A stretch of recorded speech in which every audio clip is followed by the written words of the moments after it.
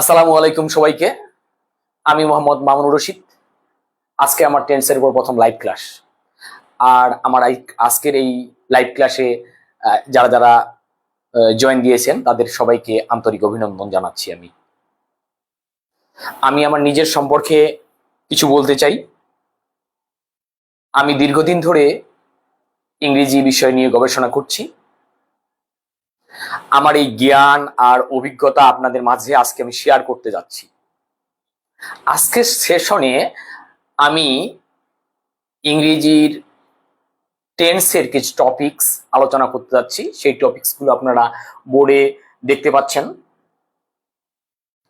Tense কি, tense কত প্রকার, present tense, first tense, future tense, এটা নিয়ে আমি আলোচনা করব আজকে আমার লাইভ ক্লাসে। তো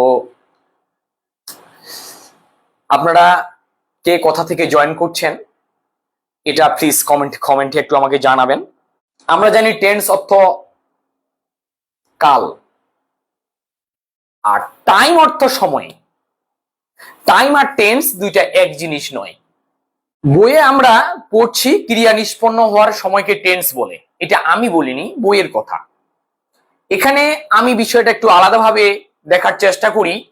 একটা গল্পই করি, আগে গল্পটাই শুরু করি, গল্প দিয়েই টেন্সটা হবে আমাদের। বোর্ডে দেখতে পাচ্ছেন এটা একটা ট্রায়াল রুম। কোনো শপিং মলে যদি আমরা যাই তাহলে ড্রেস আমরা চেঞ্জ করি, ট্রায়াল রুমে যাই দেখি ড্রেসটা ফিট আছে কিনা। তো এখানে আমি হোক বা যে কাউকে হোক, ধরেন আমাকেই ধরেন, আমি ট্রায়াল রুমে ঢুকলাম, একটা ড্রেস পরে আসলাম। ড্রেসটা কি? পুলিশের ড্রেস পরলাম ধরেন। তো বের হওয়ার পরে মানুষ আমাকে স্বভাবতই বলবে আমি একজন পুলিশ। ড্রেসটা দেখে ট্রায়াল রুম থেকে ড্রেসটা দেখে আমাকে মনে করবে আমি একজন পুলিশ।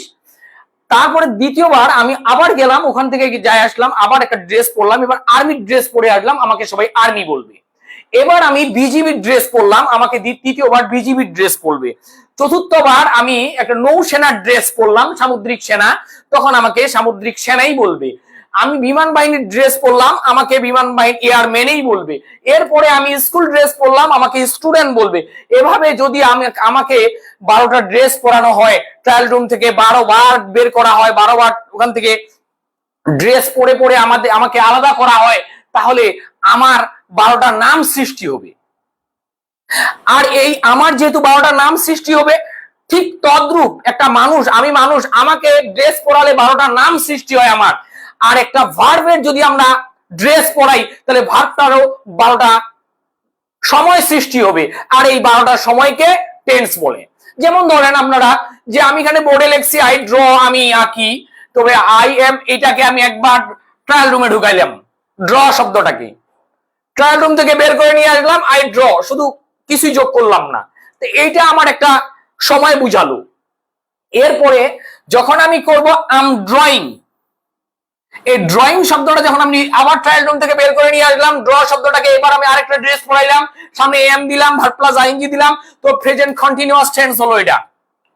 এরপরে তৃতীয়টা যেটা হচ্ছে, আবার ড্র শব্দটাকে আমি হ্যাভ ড্রন ইউজ করলাম, সাবজেক্ট হ্যাভ বসাইলাম, মেইন ভার্বের থার্ড ফর্ম ইউজ করলাম, তাহলে এখানে আমি বুঝতে পারলাম যে ভার্বের 3 নম্বর ফর্মটা আবার ট্রায়াল রুম থেকে বের করে নিয়ে আসলাম, তো ভার্বের থার্ড ফর্ম হয়ে গেল। এবার ভার্বের থার্ড ফর্ম না, তৃতীয় নম্বর সময় যেটাকে বলা হয়।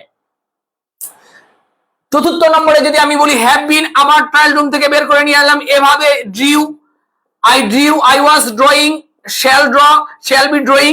এই যে ভার্বের যে 12টা রূপ, 12 বার আমি ট্রায়াল রুম থেকে ভার্বটাকে বের করে নিয়ে আসলাম, দেখলাম। তো এ থেকে আমার কাছে মনে হয়েছে যে মানুষকে যেমন ড্রেস বদলালে মানুষের নাম সৃষ্টি হয়, অপরদিকে একটা ভার্বের ড্রেস পরা বদলাইলে 12টার সময় সৃষ্টি হয়। আর এই 12টার সময়কে টেন্স বলে।